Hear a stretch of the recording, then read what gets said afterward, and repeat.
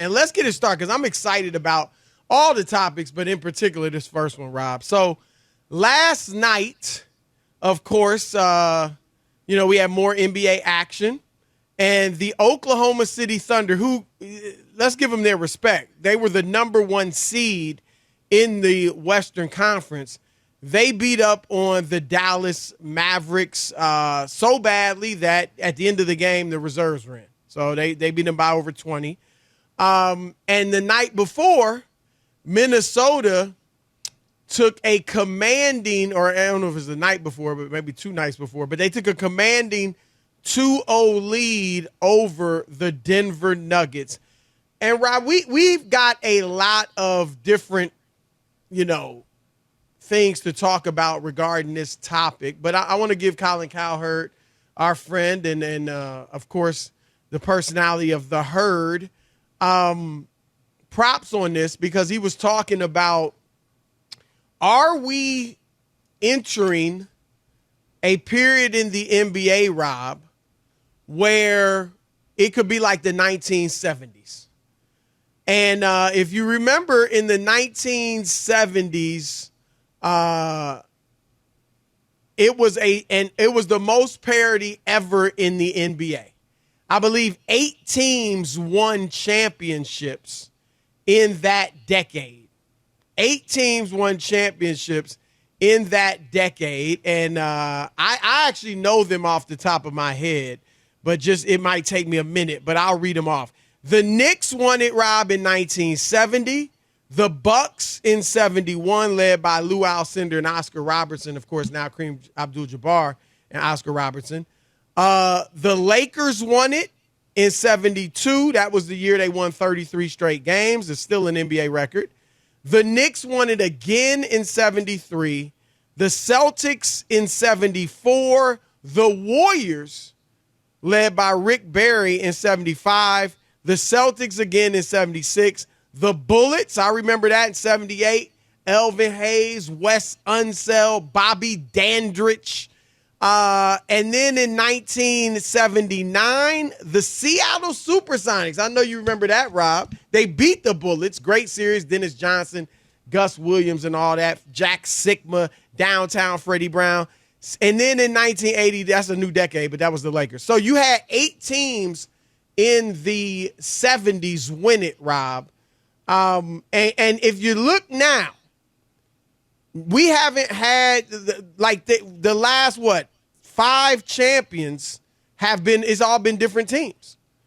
You had Toronto in 2019, the Lakers in 20, the Bucks in 21, the Warriors 22. Last year, Denver. And if Denver doesn't win it this year, and they look like they're in big trouble right now, down 0-2, we would have 6 straight different champions. And, Rob, that has not happened since the 70s because, obviously, Jordan had his run. The Lakers and the Celtics alternated championships in the 80s. The Lakers then had the three-peat. Spurs, Heat. Lakers, let me look in the early 04. 04, you had Detroit, San Antonio, Miami, and then San Antonio won it again. So, yeah, we haven't seen this since the 70s. And here's the question I throw out to you. It's 2 of them, Rob.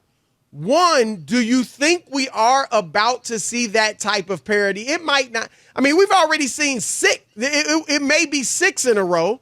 So I guess we're already in the midst of it. Because it wasn't like 10 straight years in the 70s. It was 8 teams in the total decade. So do you think that's the type of run we're in where it's parity and you're going to have a lot of different champions, maybe no repeat champion? And secondly, Rob, is that good for the NBA? Because as we all know, in the 70s, Rob, the games were on tape delay.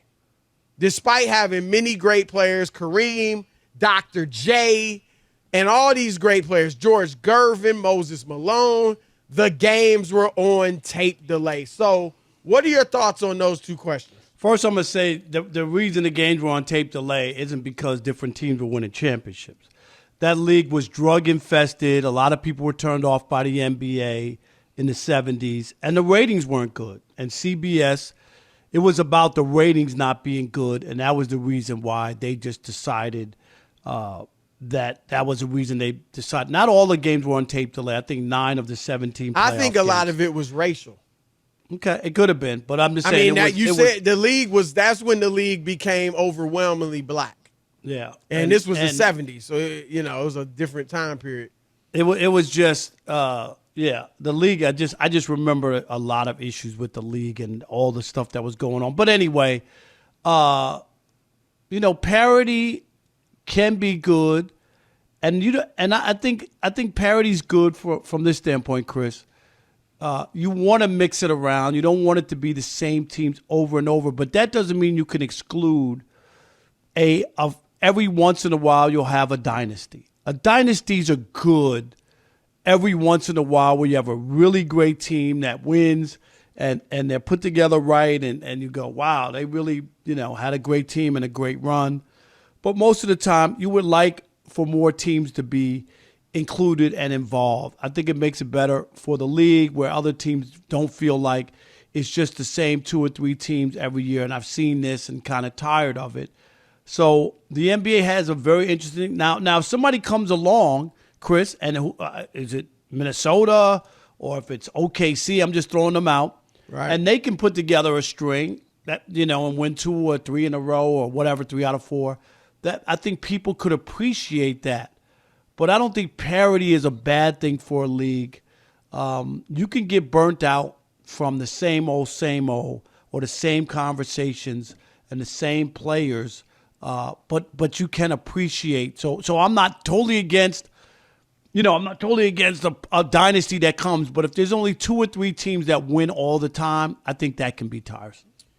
Well, it's interesting because think of the golden era that resurrected the NBA.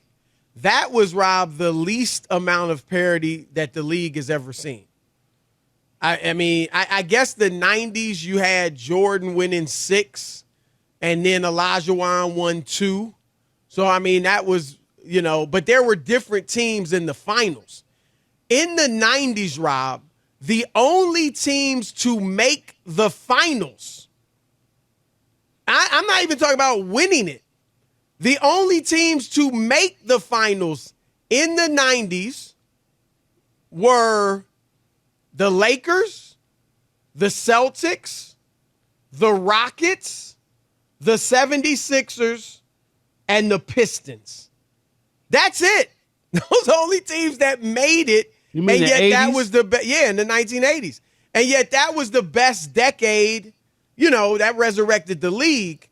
90s, again, you had a lot of dominance with Jordan, and then when he was gone, you had Olajuwon. But also Jordan is a different case. And I hear what you're saying, but Jordan was that different thing that moved the needle the same way Tiger Woods moved the needle for golf. Michael was love him, hate him. People wanted to see him, and he's a big reason why the NBA, went another level. It was Michael Jordan and his. But what about the 80s? I'm just talking about the 90s. I'm just saying the 80s was even less parity than the 90s. The 90s, even though Jordan was winning it all, he was facing a bunch of different teams. The Blazers, the Sonics, the Jazz. The Olajuwon beat the Knicks and the Magic. You had a lot of different teams making it. The Suns, Jordan beat. I'm kind of with you, Rob. I think parity is really good. It's great to, when there are a number of teams that could win it. Like if, let's say, Minnesota or even Boston wins it this year, I think next year when we start the season, there will be a number of teams that you think can win it. Because Denver's not like, that's the thing, right? It's not like, we didn't win it this year, we're done. Bird never repeated. We went 20 years without a repeat champion until the Lakers did it in 87, 88. So I'm just like, there's this panic when your team doesn't win it, like, oh my gosh, we're done, we got to rebuild. No, you might add a piece or two, or you might run it back for the most part, and you still could win it. But I think, I'll say this quickly because I know you got something to say. I think parity is great for the hardcore fans. I think the hardcore fans love the parity, the ones that are going to watch no matter what. And now you got all these different teams that could win. You can get into the styles and, who's matchups, who's favored in different matchups. I think for the casual fan, dynasties are better. Dynasties bring in the casual fan. I agree with that. If somebody's on a run, we said it, Chris, in baseball. The Yankees was at late 90s, early 2000s. Like, that's the last late 90s, yeah. Yeah, that's 25 years ago, right? It's been almost that. I'm trying to think when you talk about other team dynasties. Shaq, Kobe.